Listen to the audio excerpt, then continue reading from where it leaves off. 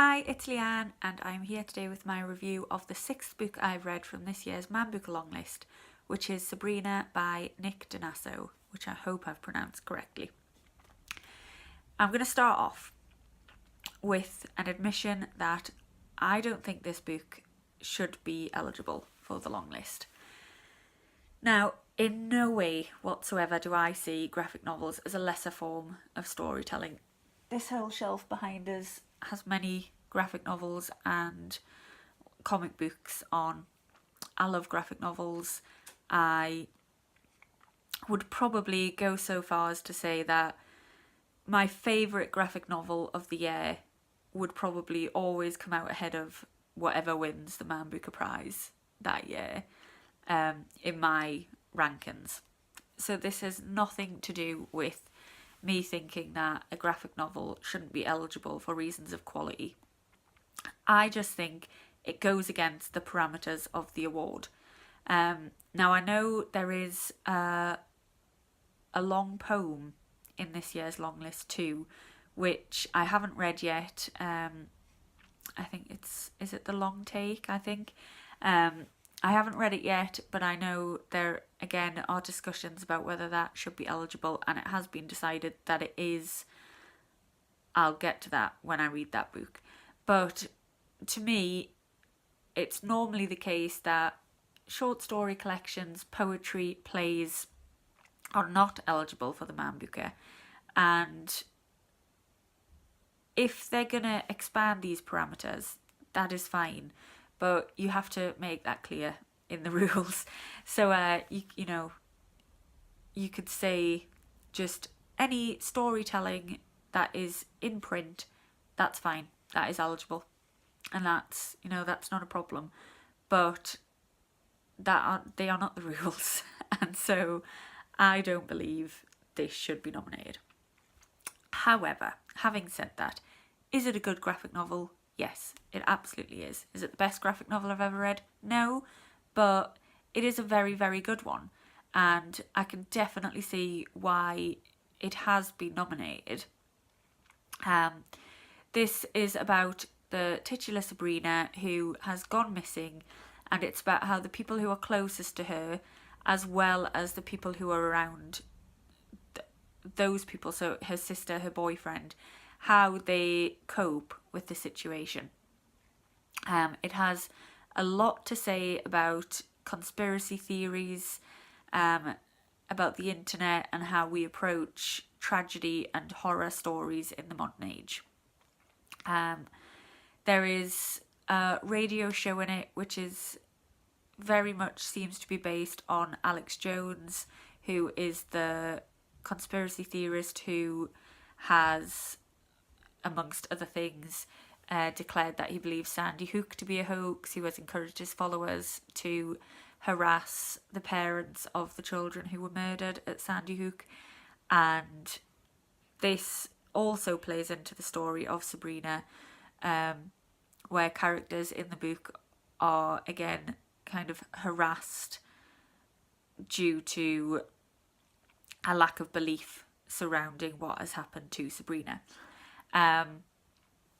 Interspersed with that, there's quite a lot to be said on the idea of loneliness. There are so many frames in this book that have characters kind of just sitting by themselves, sitting even just far apart, and the possible impact that this disconnection could be having, playing into these crazy ideas that this lack of belief that people have in what they are being told in the world around them. So it is saying a lot. It's saying it very well.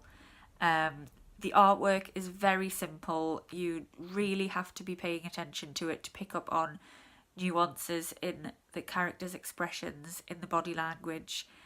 Sometimes I found that it was a bit too simple, like I was having to flick back and just check that characters were different characters. I wasn't recognising them as kind of as different people. The story starts with Sabrina, and it took me I'm ashamed to say, about a quarter of the book to realise that it was Sabrina and not a random male that that I kept thinking, when is this man going to come back in the story that we started with? And then it turned out, no, that was a female and it was Sabrina. So yeah, that could have just been me. I fully admit to that. But yeah, it is simple. The artwork reminded me a little bit of King of the Hill, which I enjoyed.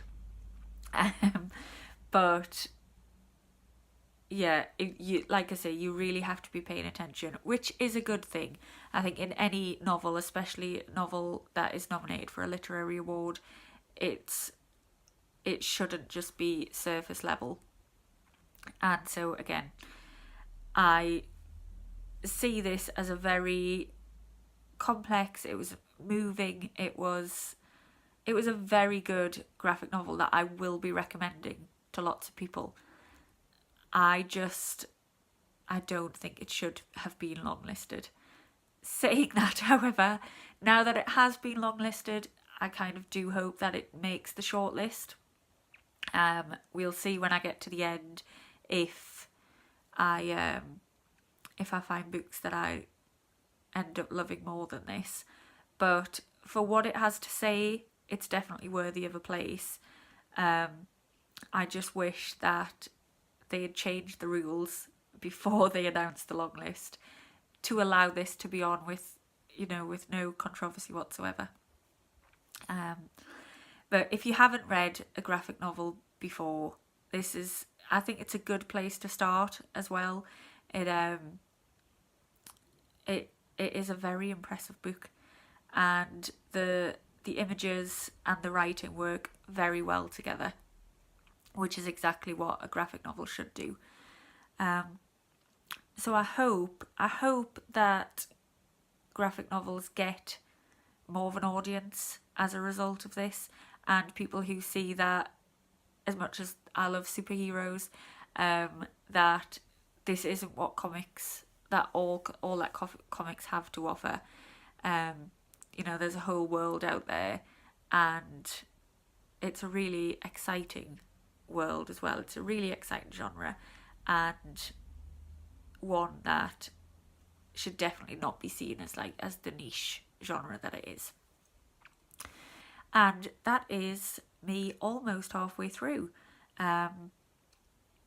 So far I'm thinking this is a good long list. Even the books that have disappointed me, apart from Snap by Belinda Bauer, I can see the reasoning of the judges behind their positioning on the long list.